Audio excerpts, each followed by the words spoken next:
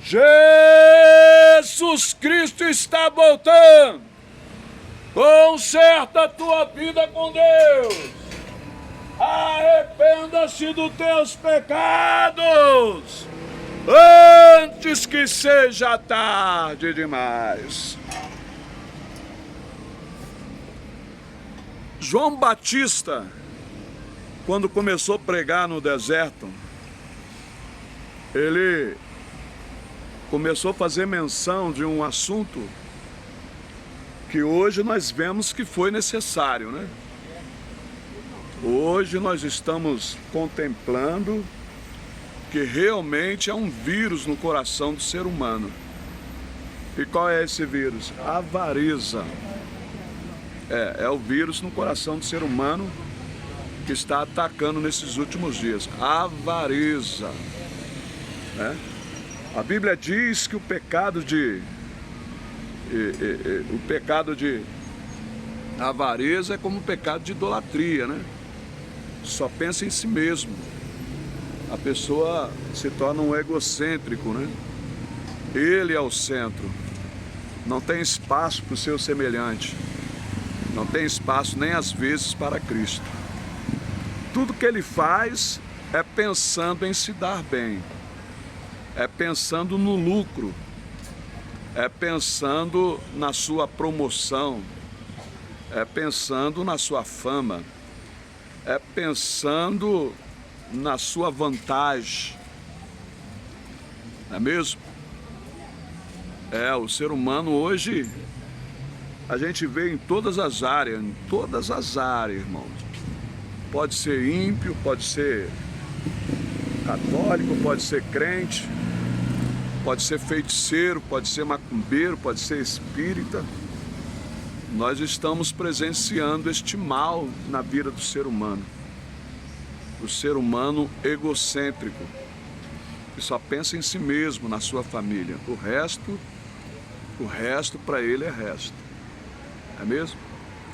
E eu fico encabulado quando uma pessoa me cumprimenta com a paz do Senhor, né?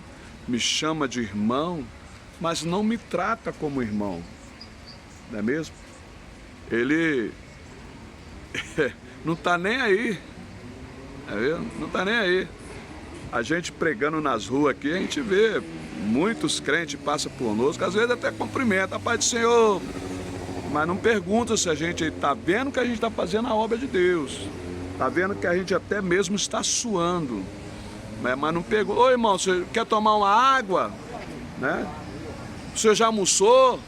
Não, eles não perguntam, porque eles não tratam como irmão, eles não têm a gente como irmão realmente. Porque qual o irmão que deixaria o irmão dele, né, na necessidade, na precisão? Qual o irmão que ficaria sem fazer nada olhando o irmão dele, aleluia, na precisão, na necessidade? Não existe, não é mesmo? Você aí que tem irmão aí, você deixaria seu irmão passando necessidade, com fome, sem roupa? Então João Batista, ele vem tocar nessa ferida do ser humano. Ele vem tocar nesse assunto. Engraçado que João Batista não falou da fofoca, João Batista não falou de homicídio, João Batista não falou de outros pecados capitais diante de Deus. Não. Ele tocou em algumas fraquezas, algum pecado no ser humano, não é mesmo? Algum mal que tem no coração do ser humano, que é simples, corriqueiro, né? Ele fala: ei, aquele que tiver 2 túnicas, reparta com quem não tem. O que tiver alimento, faça da mesma forma. Não foi isso que ele fez? Não foi isso que ele pregou?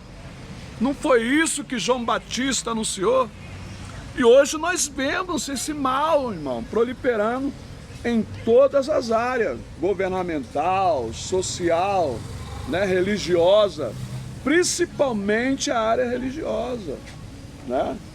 Não vê mais, né? O pastor não está mais preocupado em fazer uma campanha do quilo para ajudar os necessitados, não. Não. O pastor não está preocupado com isso, o pastor está preocupado com o dízimo. Rapaz, deixa de pagar o dízimo para ver que ele vai falar um monte no teu ouvido. É, irmão. Ele tira até a sua salvação por causa do dízimo. E não está escrito isso na palavra. A palavra não tem isso aí. Entendeu? O dízimo é voluntário, irmão.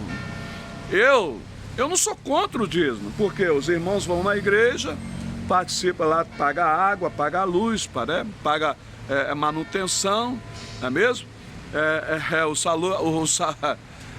Tem alguns que pagam o salário do pastor, mas tem pastor aí que ganha aí 40 salário mínimo, rapaz. 5 salário mínimo um pastor ganha. Isso é o menor. Entendeu? Tem pastor que ganha aí 100 mil. Pastor presidente lá de Pernambuco, lá da Paraíba, ganhar 100 mil real, varão, para não fazer nada. Para ficar nas costas dos irmãos. Virou o conceito do evangelho hoje, hoje nas igrejas por aí, né? Igreja entre aspas, né? Virou o conceito. Mudaram a verdade de Deus em mentira. Hoje ama mais a criatura do que o Criador. É mesmo? Eles não estão preocupados, eles estão achando que Deus morreu. Eles estão achando que Deus está dormindo. Eles estão achando que Deus não está olhando essa pouca vergonha, né? Por isso que João Batista tocou no coração dessa raça humana aí, com esse vírus, irmão. O vírus da idolatria a si mesmo. O vírus, aleluia, né? Da ganância. Hoje o ser humano é ganancioso, só pensa nele, na família dele, não quer saber dos outros. O outro, ele briga, qualquer coisinha quer brigar, quer matar. O ser humano hoje em dia. Hoje ele não vê que é um semelhante dele, não. Pisou no meu calo, olhou de cara feia, ele quer brigar, né? Rapaz, a coisa tá terrível no mundo, irmão. Vai chegar uma época, não vai dar para andar na rua. Né? Pessoas vão matar outra aí, ó, por nada, já estão matando, né? Já estão matando. A avareza é o mal no coração do ser humano. A avareza, só pensa, o egocêntrico, né? O egocentrismo, só pensa neles mesmo. Tem como, irmão? Tô vendo aí do meu lado, do meu lado. A gente vai com o coração aberto e a pessoa nos trata com desconfiança. Pensa que nós somos malandros, pensa que nós somos bandidos. Pai, eu tô passando. Às vezes a gente passa por umas provas que só Deus mesmo para nos sustentar. Né? E a gente vê que está só no deserto. Mas nós não estamos só. Porque de repente a gente vê a nuvem que Deus estende para nos proteger, para nos guardar. Né? De repente a provisão vem de quem menos, de quem a gente nunca conheceu, né? Deus levanta desconhecidos para nos ajudar, né? Para se importar conosco. Esse é o Deus que eu sirvo. E graças a Deus, irmão, eu tenho um pouco, eu conto nos dedos, irmãos verdadeiros que se importam comigo, que sempre está perguntando como estou, que sempre está perguntando, aleluia, como estou, né? Se eu já sempre está perguntando se eu estou precisando de alguma coisa, sempre estão mandando oferta, mas é pouco, conto no dedo, né? Não tem mais de 5. Olha que eu andei o Brasil todo. Apareceram. Quando eu passo na cidade, Deus levanta pessoas que eu não conheço, mas é só ali na cidade, né? Mas pessoas que me acompanham, olha, acho que é uns 4 por aí que eu estou lembrando aqui, somente uns 4, que sempre está perguntando, sempre está orando por nós, sempre está preocupando com nossas vidas, né? Sempre quando a gente pede, irmão, está aqui, ó, né? São irmãos verdadeiros que nos tratam como irmão, né? Com o amor de Cristo no coração. E agradeço pela vida deles, Agradeço, porque nós não temos condição de fazer a obra de Deus sozinho. Não, nós não somos uma máquina. Eu não sou uma máquina, eu preciso de ajuda. Preciso de ajuda. Hoje eu não sei nem se eu vou almoçar. Mandei um socorro missionário, um desafio missionário aí no Zap, aí vamos ver se vai aparecer, né? Mas se não aparecer, eu estou alegre, estou feliz do mesmo jeito. Eu pude ali ajudar um rapaz ali. Ele estava ali num advogado ali, fazendo um documento para o divórcio dele. Rapaz novo, irmão. Rapaz aí de 28 anos. Novo, né? Boa pinta. O diabo querendo destruir ele. 6 meses que ele batizou nas águas. Entendeu? Ele tinha tudo, ele tinha lojas. Ele perdeu loja, está perdendo a família. Como é que um novo convertido vai suportar essas coisas? Aí Deus me fez ali, quando eu estava passando, Ele me chamou. Ele me chamou e falou: ô irmão, queria ter a sua alegria. Eu falei: que isso, varão, você não sabe o que eu estou passando. Irmão, é verdade. Ó, a gente às vezes fica reclamando da nossa situação. Tem pessoas que estão passando pior. Está mais desesperado que nós. Tem pessoas que, olha, graças a Deus eu não cheguei ao desespero. Porque eu tenho um Deus que sempre se faz presente. Quando o desespero começa a apontar na minha vida, Deus, opa, estou aqui, ó. Eu estou aqui. Rogério, eu estou aqui. Continua. Não retroceda. É isso mesmo que eu quero que você faça. Eu estou aqui. Não ligue para o que eles falam de ti. Eu estou vendo. Deus fala para mim, eu estou vendo, eu estou olhando o que eles falam de você. Eu estou olhando as risadas que eles dão. Eu estou vendo, e vai ter um tempo que vai ter a cobrança em cima dele. Mas você continua fazendo o que está fazendo. Aí o nosso coração se enche de alegria. Então o rapaz desesperado, irmão, chorando. Comecei a conversar com ele, falei: irmão, ó, isso aí é o diabo soprando um vento na sua vida para você desistir de Jesus. Fica firme, irmão. Coloca esse divórcio nas mãos de Deus. Deus não quer o divórcio. A Bíblia diz que Deus odeia o divórcio. Entendeu? Então, não conforme com esse divórcio. Fala para Deus: Deus, eu quero a minha família de volta. O Senhor que constituiu família. O Senhor que formou a família. Então não deixe o diabo tirar minha família. Eu falei para ele, ele começou a chorar, irmão. Olha só, ele começou a chorar no meio da rua. Conversando com o rapaz, ele falou: ô irmão, olha, eu precisava dessa palavra. Ele começou as lágrimas descendo nos olhos dele, né? Por isso a gente ficou muito alegre. Ficou muito alegre porque pudemos ajudar um irmão em desespero, um irmão ferido. Cadê o pastor dele nessa hora? Eu creio que se ele atrasar com o dízimo, o pastor dele vai chamar a atenção dele, por causa do dinheiro. Cadê o pastor dele? Que nessa hora que ele mais precisa, não está presente. Na hora que ele mais necessita, não está presente. Cadê? Não é mesmo? E o rapaz, olha, eu vi que o semblante dele mudou. Eu vi que o Espírito Santo encheu o coração dele de alegria, de esperança, de fé. Entendeu? Por quê, irmão? Nas igrejas não está tendo palavra para o crente se alimentar. Não tem, meu irmão. Só tem palavra requentada, só tem palavra mofada, dura. Palavra, olha, de vários dias, que não alimenta ninguém.